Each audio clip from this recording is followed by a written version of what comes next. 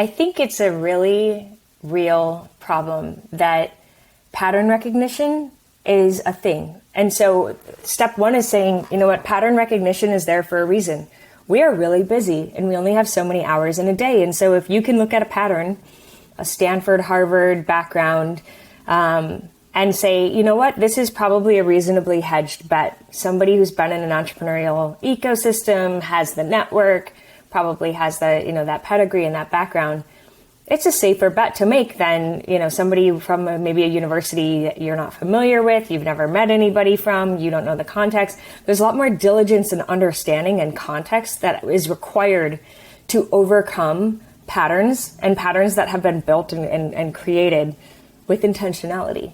And I think for me, coming from an unconventional background gives me an arbitrage of sorts in that I'm able to see through some of the existing patterns or some of the quote unquote rules, especially in Silicon Valley. I'm able to appreciate them and apply them, but also to question them in a unique way. And I think it's very easy for folks to say, oh, diversity is the right thing to do.